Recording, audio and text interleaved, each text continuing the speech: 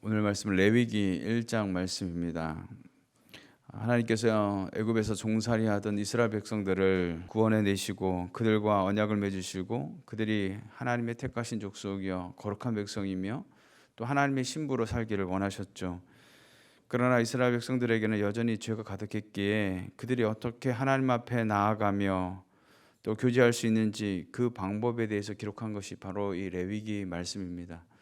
1장부터 7장에서는 번제, 소제, 화목제, 속건제, 속죄제에 대한 이 구약의 5대 제사를 소개하고 있습니다. 오늘 1장에서는 그 5대 제사 가운데 번제에 대해서 말씀하고 있습니다. 제사가 무엇이겠습니까? 제사를 드린 사람이 제물을 마련하여서 하나님 앞에 나와 하나님과 대면하여 특별한 만남을 갖는 시간을 가리키는 것이죠. 하나님께서는 이스라엘 백성들에게 각각의 기본 목적을 가진 제사법을 이처럼 제정하고 수여하신 것은 제사를 통한 인간과 집중적 만남의 그 필요성 때문이었다라는 것이죠. 이러한 제사가 신약에 오면서 친히 단번에 속죄 제물이 되신 예수 그리스도께서 십자가에서 죽으심으로 죄로 인하여 내가 죽어야 할 그 십자가에서 대속해 주셨다는 사실이죠. 이 말은 인간이 하나님께 나아가며 경배하며 교제함에 있어서 반드시 필요했던 이 속죄 제물의 필요성이 이제 없어졌다는 그런 말인 것이죠. 엄밀히 말하면 필요 없어진 것이 아니라 단번에 드린 예수 그리스도의 그 속죄의 피로써 이미 영구히 충족된 그 결과로 인해 구약처럼 거듭하여 동물의 희생 제물을 바칠 필요가 없어졌다라는 것입니다. 그러나 제사를 통한 하나님과의 특별한 만남의 시간은 여전히 요구된다라는 것이죠. 그래야 이제 구약의 제사는 제물만 제외된 하나님을 향한 찬양과 고백, 또 간구와 서원 등의 이 기본적 요소는 그대로 간직한 채 신약의 예배로 승화되어서 여전히 하나님과의 만남에 전념할 수 있는 은혜의 시간이 오늘 우리에게까지 열려졌다라는 것입니다.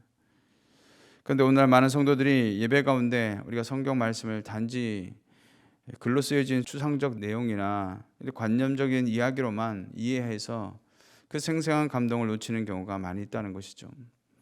그러나 성경은 분명 우리의 오감으로 그 소리나 빛깔 또 맛이나 냄새, 감촉을 통한 생생한 현장의 기록이 바로 하나님의 말씀이다라는 것입니다. 이 말은 실제로 성막에서 희생 제물들이 비명 속에서 피를 흘리며 쓰러지고 그 고기와 기름들이 이글거린 불 위에 화염을 내뿜며 태워짐으로써 진행되었던 실제적인 제사를 그려보고 느끼는 것이 우리가 이 레위기를 보면서 살펴봐야 할 부분이다라는 것이죠. 오늘 본문 1장에서는 번제에 대해 소개하면서 이 번제의 목적에 대해서 4절에 기록한 대로 속죄를 위함이다라고 말씀하고 있습니다. 물론 속죄와 직접 관련 있는 제사는 속죄제와 속건제가 있습니다. 그러나 번제는 속죄제나 속건제에서 볼 수 없는 내용을 담고 있는데 그것은 번제가 9절에 표현한 대로 여호와께 향기로운 냄새가 된다라는 것이죠. 여호와께 향기로운 냄새가 된다는 것은 무엇을 말하겠습니까? 하나님이 흠양하시는 제사가 되었다는 것이죠. 이것을 원어적 의미로 보면 번제의 향기가 하나님의 진노를 불러일으킬 수밖에 없는 이 상황에서 하나님의 진노를 누그러뜨리게 한다라는 것이죠. 그래서 창세기 8장 21절에 보면 이제 노아가 번제를 드린 것에 대해서 여호와께서 그 향기를 받으시고 하신 후에 사람으로 다시는 땅을 저주하지 아니하시겠다고 성경은 기록하고 있습니다. 번제의 향기가 이전에 노아에게 베푸셨던 당신의 긍휼을 기억하도록 만들었다는 것을 우리가 알 수 있는 것이죠. 그런가 하면 번제가 죄와 관련되지 않는 경우가 있습니다. 창세기 22장에 보면 이삭을 번제로 드린 일에서 볼 수 있는 것이죠. 여기에서 번제는 아브라함이 죄와 관계된 것이 아니라 아브라함의 전적인 헌신과 관련된 그런 말씀이죠. 또 언약의 제사에 드려진 번제도 성경에서 찾아볼 수가 있는 것이죠. 이는 번제가 죄와 관련이 없는 경우에는 헌신과 감사와 봉사와 관련되어 있음을 말씀해 주고 있는 것이죠. 그렇다면 이 번제는 구체적으로 어떻게 드려졌는가라는 것입니다. 여호와께 예물로 드릴 소나 양을 먼저 준비하게 됩니다.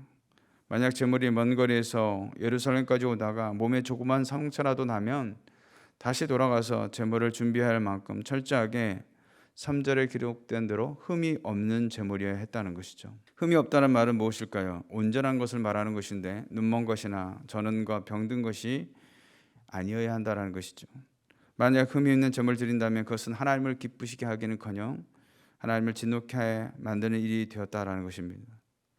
이는 하나님 앞에 속죄함을 받기 위한 제물로 흠이 없는 예수 그리스도만이 온전한 제물이 되심으로 우리의 모든 죄를 그의 피로 말미암아 깨끗게 씻겨 주신 줄로 믿습니다.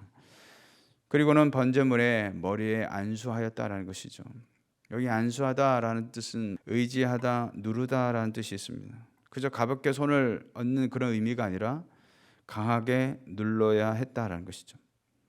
그렇다면 왜 제사장이 아닌 예물을 드려온 이 예배자가 번제물의 머리에 안수하는 이유가 무엇일까요? 두 가지 의미가 있습니다. 하나는 안수받는 대상이 안수하는 자를 대신한다는 의미와 안수하는 자의 죄가 바로 그 안수받는 대상에게 전가된다는 의미죠. 사실은 그 사람이 죄를 지었기 때문에 그 사람이 그 죄의 대가를 받아야 하지만 결국 그것은 죽음을 의미하는 것이기에 이 제물이 대신 그 대가를 받는다는 것이죠. 따라서 4절의 말씀처럼 그를 위하여 속죄가 될 것이라 말씀하고 있습니다. 제물에 안수한 후에는 제물을 잡는 것이죠. 누가 그 제물을 잡겠습니까? 제사장이 아니라 예배자 자신이 제물을 잡는다는 것이죠. 그래서 가죽을 벗기고 각을 떼며 내장과 정강이를 물로 씻어서 희생을 위한 준비를 하게 되는 것이죠. 이후에 여기서 제사장이 첫 번째 할 행위가 나오는데 하나님께서 명령하셨던 것은 예배자가 잡은 이 희생 제물의 피를 성막들에 있는 번제단으로 가져가는 것입니다. 그러면 제사장은 예물을 가져온 짐승의 피를 취하여 단 사면에 뿌리게 되는 것이죠. 피를 뿌릴 때에 살짝 뿌리는 것이 아니라 또는 제단 꼭대기에서 붓는 행위가 아니라 이 제단을 향해서 용기에 담아온 피를 옆에서 한꺼번에 끼얹는 것을 말하는 것이죠. 이 피라는 것이 무엇을 의미할까요? 피는 성경에서 생명을 의미하는 것입니다. 따라서 피를 끼얹는 것은 바로 제물의 생명이 여호와께 쏟아 부어지는 것을 뜻하는 것입니다. 이 피뿌림은 십자가 위에서 물과 피를 다 쏟으셨던 그리스도를 예표하는 것입니다. 이처럼 주님은 자신의 생명을 완전히 쏟아 우리를 위하여 구속하셨던 것이죠.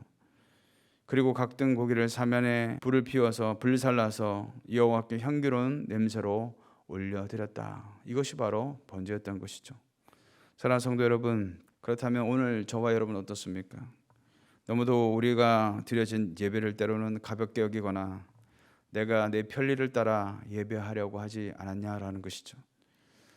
그러게 하나님을 기쁘시게 하고 있는지를 돌아보고 우리 각자 자신이 변화될 것은 변화되어야 될 줄로 믿습니다. 그러므로 오늘 하루도 삶의 예배도 하나님 앞에 향기로운 제사가 되는 복된 하루가 되실 수 있기를 주님의 이름으로 축원을 드리겠습니다.